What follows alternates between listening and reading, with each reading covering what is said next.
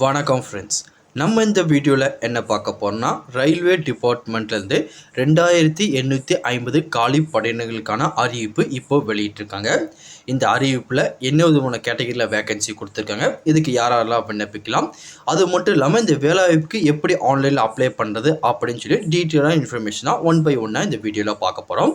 மொதல் இடத்துல வந்து பார்த்தீங்கன்னா அங்கே அஃபிஷியல் வெப் பேஜ் தான். இந்த பேஜுக்குள்ளே வந்தாச்சு. இதுக்கான லிங்க் எல்லாமே கீழே டிஸ்கிரிப்ஷனில் கொடுத்துருக்கேன், நீங்கள் வேணால் செக் பண்ணி பாருங்கள்.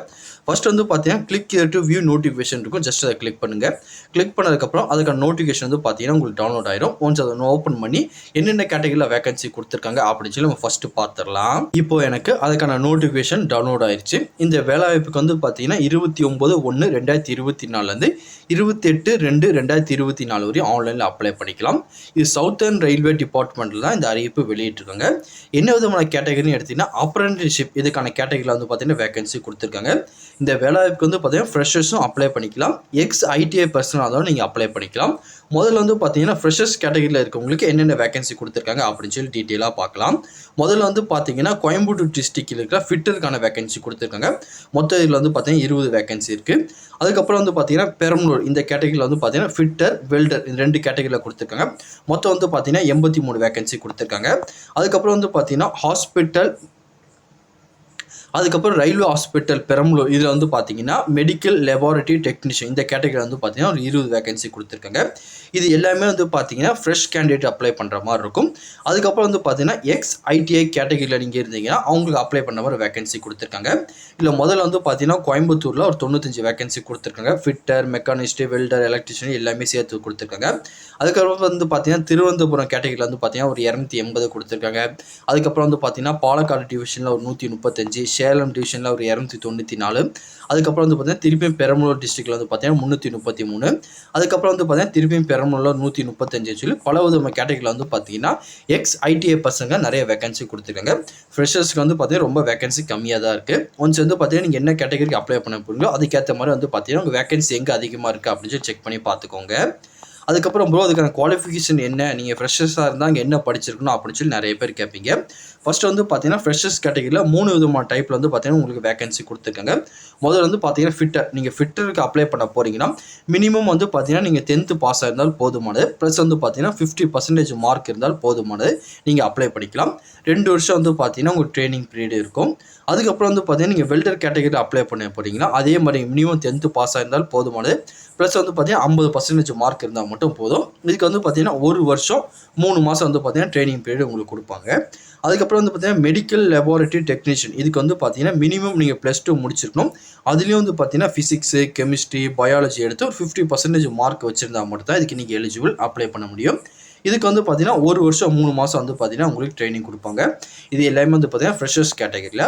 அதுக்கப்புறம் நீங்கள் ஐடிஐ பர்சன்ட்டாக இருந்தீங்கன்னா அவங்க வந்து பார்த்தீங்கன்னா தனித்தனியாக கொடுத்துருக்காங்க பாருங்கள். ஃபிட்டர், டியூனர், மெக்கானிஸ்ட், எலக்ட்ரிக் இதெல்லாம் வந்து பார்த்தீங்கன்னா நீங்கள் மினிமம் 10th ஒரு 50% மார்க் எடுத்து அது ரிலவெண்ட்டான ட்ரேடில் வந்து பார்த்தீங்கன்னா ஐடிஐ முடிச்சிருந்தீங்கன்னா உங்களுக்கு வந்து பார்த்தீங்கன்னா 1 இயர் ட்ரைனிங் பீரியட் கொடுப்பாங்க.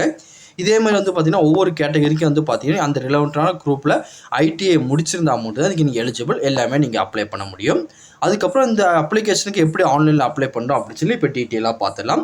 ஃபர்ஸ்ட் வந்து பார்த்தீங்கன்னா அஃபிஷியல் வெப்சைட் பார்த்தீங்கன்னா அந்த அஃபிஷியல் வெப்சைட்டுக்குள்ளே நீங்கள் முதல்ல வந்துருங்க.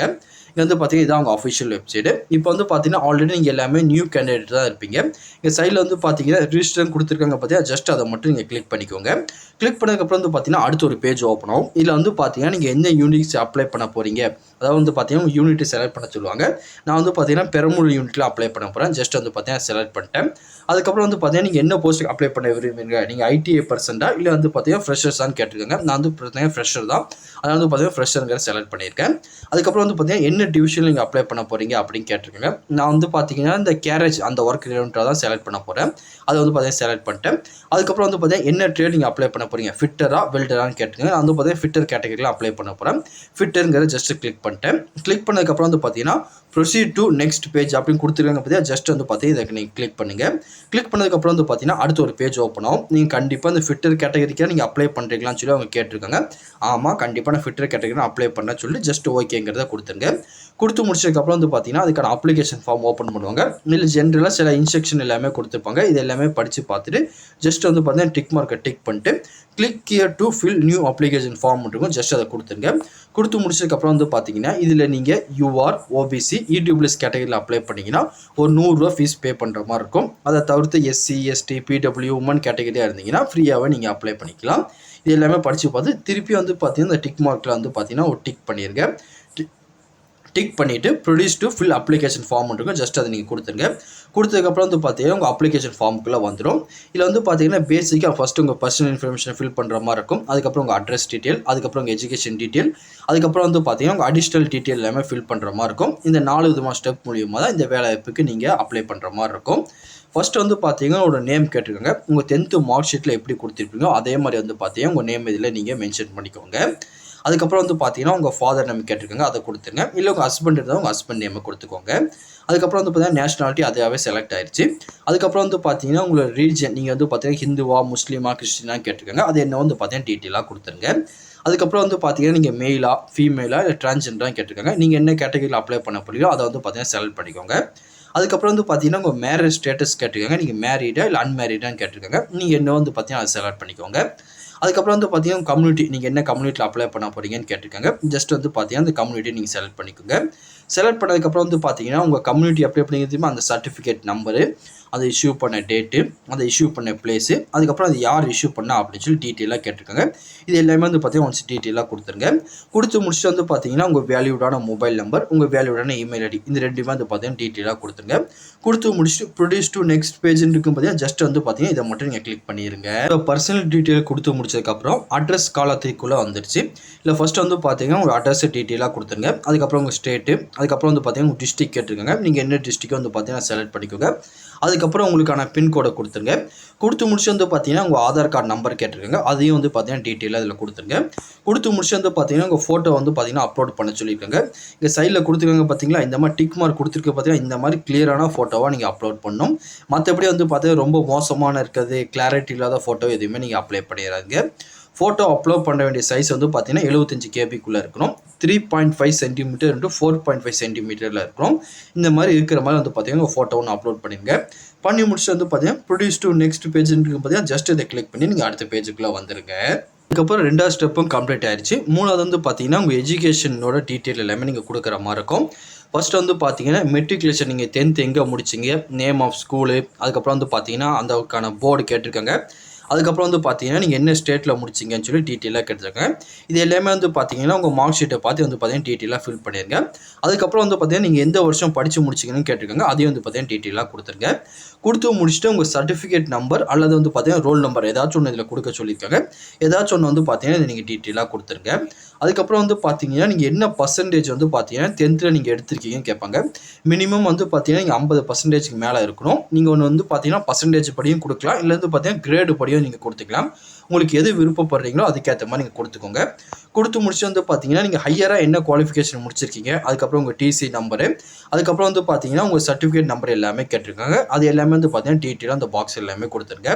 கொடுத்து முடிச்சு வந்து பார்த்தீங்கன்னா ப்ரொடியூஸ் டு நெக்ஸ்ட் பேஜுக்கு மேலே ஜஸ்ட் அதை கிளிக் பண்ணி அடுத்த பேஜுக்குள்ளே வந்துருங்க. அதுக்கப்புறம் லாஸ்ட் ஸ்டெப்புக்குள்ளே வந்தாச்சு. உங்களோட அடிஷ்னல் டீட்டெயில், அதுக்கப்புறம் ஐடென்டிஃபிகேஷன் மார்க் இதில் நீங்கள் கொடுக்குற மாதிரி இருக்கும். ஃபர்ஸ்ட் வந்து பார்த்தீங்கன்னா உங்கள் டேட் ஆஃப் பர்த் கேட்டிருக்காங்க. உங்களோட 10th மார்க் ஷீட்டில் நீங்கள் எப்படி கொடுத்துருப்பீங்களோ அதே மாதிரி வந்து பார்த்தீங்கன்னா உங்கள் டேட் ஆஃப் பர்த் அதில் நீங்கள் ஃபில் பண்ணிக்கோங்க. ஏன்னா வந்து பார்த்தீங்கன்னா அதை தான் உங்களுக்கு வெரிஃபை பண்ணுவாங்க. அதனால் வந்து பார்த்தீங்கன்னா உங்கள் 10th மார்க் ஷீட்டில் எப்படி இருக்குமோ அதே மாதிரி வந்து பார்த்தீங்கன்னா இதில் நீங்கள் கொடுத்துக்கோங்க. மாற்றி எதுவுமே கொடுத்துடாதீங்க. அதே மாதிரி வந்து பார்த்தீங்கன்னா சேம் பை சேமாக கொடுத்துருங்க. அதுக்கப்புறம் வந்து பார்த்தீங்கன்னா உங்கள் டிசியில் உங்களுக்கான ஐடென்டிஃபிகேஷன் மார்க் கொடுத்துருப்பாங்க. அதேமாதிரி வந்து பார்த்தீங்கன்னா 2 ஐடென்டிஃபிகேஷன் மார்க் வந்து பார்த்தீங்கன்னா நீங்கள் கொடுத்துருங்க. கொடுத்து முடிச்சு அதுக்கப்புறம் வந்து பார்த்தீங்கன்னா நீங்கள் பர்சனல் டிசபிலிட்டி பர்சனாக இருந்தீங்கன்னா எஸ் கொடுங்க, அப்படிலாம் வந்து பார்த்தீங்கன்னா நோங்கிறத கொடுத்துருங்க. கொடுத்து முடிச்சு ப்ரொடியூஸ் டு ப்ரிவியூ அப்ளிகேஷன் கொடுத்துருக்காங்க பார்த்தீங்கன்னா ஜஸ்ட் அதை நீங்கள் கிளிக் பண்ணுங்கள். நீங்கள் ப்ரிவியூங்கிறத கிளிக் பண்ணதுக்கப்புறம் நீங்கள் கொடுத்த பேசிக் டீட்டெயிலாக வந்து பார்த்தீங்கன்னா அவங்க ஷோ பண்ணுவாங்க. எல்லாமே கரெக்டாக இருக்கான்னு சொல்லி செக் பண்ணி பாருங்கள். செக் பண்ணி பார்த்துட்டு இங்கே சைடில் வந்து பார்த்தீங்கன்னா டிக் மார்க் கொடுத்துருக்காங்க பார்த்தீங்கன்னா இந்த டிக் மார்க் வந்து பார்த்தீங்கன்னா டிக் பண்ணிக்கோங்க. டிக் பண்ணிட்டு வந்து பார்த்தீங்கன்னா சைடில் ஒரு கேப்சா இங்கே இருக்குது பார்த்தீங்கன்னா அந்த கேப்சா வந்து பார்த்தீங்கன்னா பாக்ஸ் டீட்டெயிலாக கொடுத்துருங்க. கொடுத்து முடிச்சு click here for one time password அப்படின்னு கொடுத்துருப்பாங்க. ஜஸ்ட் அதை கிளிக் பண்ணிக்கோங்க. நீங்கள் ஏதாச்சும் இதில் கரெக்ஷன் பண்ண வேண்டியது இருக்குன்னா வந்து பார்த்தீங்கன்னா இதை கரெக்ஷன் பண்ணிக்கோங்க. அப்படி இல்லை வந்து பார்த்தீங்கன்னா click here for one time பாஸ்வேர்டுங்கிறத வந்து பார்த்தீங்கன்னா கிளிக் பண்ணிடுங்க. ஜஸ்ட் அதை கிளிக் பண்ணதுக்கப்புறம் உங்கள் ரிஜிஸ்டர் இமெயில் ஐடி அல்லது மொபைல் நம்பர் ரெண்டுக்குமே வந்து பார்த்தீங்கன்னா ஒரு ஒன் டைம் பாஸ்வேர்டை சென்ட் பண்ணியிருப்பாங்க. அதை வந்து டைப் பண்ணிட்டு நீங்கள் சப்மிட்னு கொடுக்குற மாதிரி இருக்கும். உங்கள் இமெயில் ஐடியில் வந்ததுனால கொடுக்கலாம், இல்லை உங்கள் மொபைல் நம்பர் வந்ததுனால கொடுக்கலாம், எதுவுமே பிரச்சனை கிடையாது. ஏதாச்சும் ஒன்றுக்கான ஒன் டைம் பாஸ்வேர்டை இதில் கொடுத்துட்டு சப்மிட்டுங்கிறத கிளிக் பண்ணுங்கள். நீங்கள் இந்த ஒன் டைம் பாஸ்வேர்டை கொடுத்ததுக்கப்புறம் இப்படி வந்து பார்த்தீங்கன்னா ஒரு அக்னாலஜ்மெண்ட் நம்பர் உங்களுக்கு கொடுத்துருப்பாங்க. அதே மாதிரி டிரான்சாக்ஷன் ஐடி நம்பரும் கொடுத்துருப்பாங்க. ஜஸ்ட் அதை கிளிக் பண்ணிங்கன்னா உங்களுக்கான அப்ளிகேஷன் ஃபார்ம் டவுன்லோட் ஆயிரும். இந்த மாதிரி ஈஸியான ஸ்டெப் மூலிமா ரயில்வே டிபார்ட்மெண்ட்லேருந்து அனௌன்ஸ் பண்ணியிருக்கேன் அப்ரெண்டிஸ்க்கான வேலைவாய்ப்புக்கு நீங்கள் ஈஸியாகவே அப்ளை பண்ணிக்கலாம். வேறு எதாவது இதை பற்றி உங்களுக்கு டவுட் இருந்தாலும் கீழே கமெண்ட் செக்ஷனில் தெரிவிங்க. கண்டிப்பாக உங்களுக்கு நான் கிளியர் பண்ணித்தரேன். இந்த பதிவு கண்டிப்பாக உங்களுக்கு பயனுள்ளதாக இருக்கும்னு நினைக்கிறேன். தெரியாதவங்க ஃப்ரெண்ட்ஸுக்கு இந்த வீடியோ ஷேர் பண்ணுங்கள், பிடிச்சிருந்தா லைக் பண்ணுங்கள். அடுத்த ஒரு வீடியோ சந்திக்கலாம். தேங்க்யூ. பாய் பாய் ஃப்ரெண்ட்ஸ்.